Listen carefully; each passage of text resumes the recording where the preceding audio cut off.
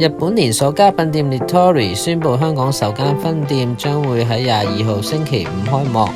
選址並唔係喺新商場林立嘅啟德發展區，而係以巨鋪見稱嘉里旗下嘅企業廣場5期 MegaBox。究竟 Nitori 點解唔喺新區插旗呢？ MegaBox 搶贏啟德一眾新商場又有咩啟示呢？日本連鎖家品店 Nitori 承租 MegaBox 作為品牌第一間分店，鋪頭喺商場嘅5樓，佔地2萬平方尺，前身係雅思家居設計嘅旗艦店。而嘉里旗下嘅九龍灣企業廣場5期，低座係商場同停車場，高座就有2座辦公室大樓。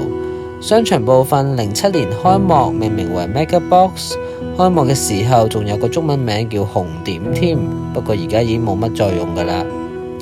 MegaBox 位置偏離港鐵站，由九龍灣站行去商場要差唔多15分鐘，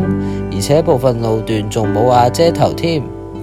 嘉里早年曾經建議自資興建有蓋行人天橋系統，將 MegaBox 同附近嘅商廈，好似國際交易中心啦、1號九龍同富通中心等等一併連接去到九龍灣港鐵站，更喺19年獲得政府嘅批准，可以免補地價興建。不過事隔近4年，行人天橋系統仍然只聞樓梯響。MegaBox 面積超過110萬平方尺，雖然唔及新世界嘅航天城旗艦項目 Eleven Skies， 但要揾夠租戶都唔容易。MegaBox 喺開幕嘅初期已經主打巨鋪，曾經喺07年引入首次登陸香港嘅過江龍，包括英國嘅家居店 B&Q 啦，澳洲布藝針織嘅連鎖店 Spotlight。另外 MegaBox 都設有全港最大嘅大眾書局，以及設有 IMAX 影廳嘅 UA 院線，噱頭十足。不過好景不常，MegaBox 除咗同區 EMAX 一樣受到交通配套影響之外，亦都經歷過環球金融海嘯同埋過江龍水土不服等等嘅問題。B&Q 同 Spotlight 售賣嘅貨品，甚至佢本身嘅 DIY 概念，都唔太適合香港家居嘅實際需要。兩間鋪頭最終只係營運咗短短2年就撤出香港。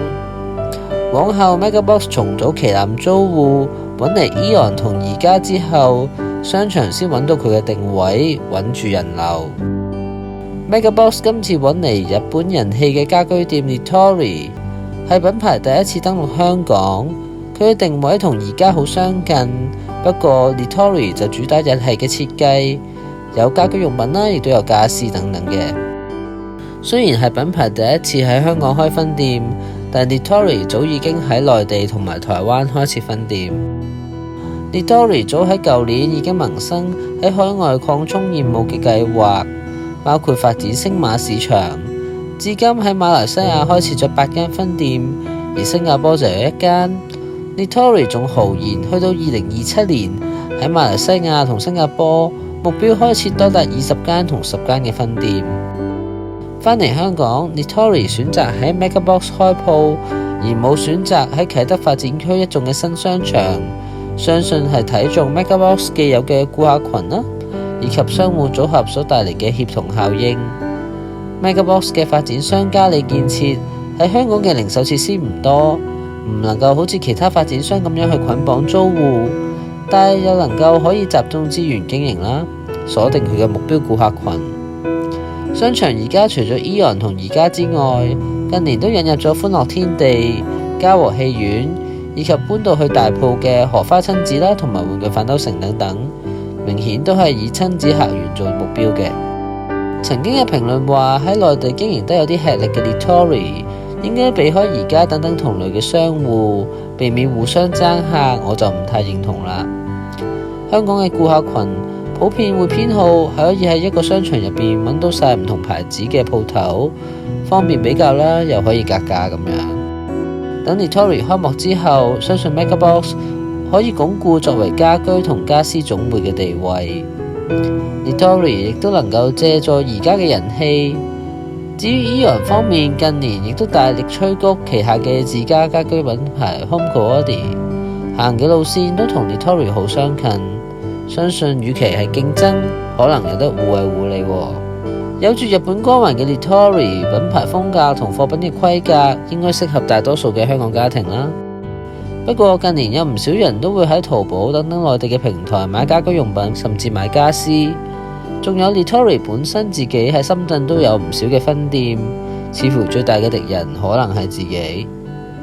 喺 Nitori 搶先登場嘅香港網站上面，可以睇到貨品嘅單價算係中價啦，10幾蚊嘅隔熱墊又有，去到400幾蚊嘅薄被都有得賣。不過稍為大型嘅家居用品同家私就未出現喺官網啦。香港嘅家居用品市場競爭激烈，不過喺經濟下行同物價高企嘅情況之下，貨品單價平均較低嘅12蚊店明顯更具優勢。Nitori 選擇行咩路線，直接影響品牌嘅競爭力以及新鮮感過後，Nitori 嘅生意喺香港能唔能夠持續發展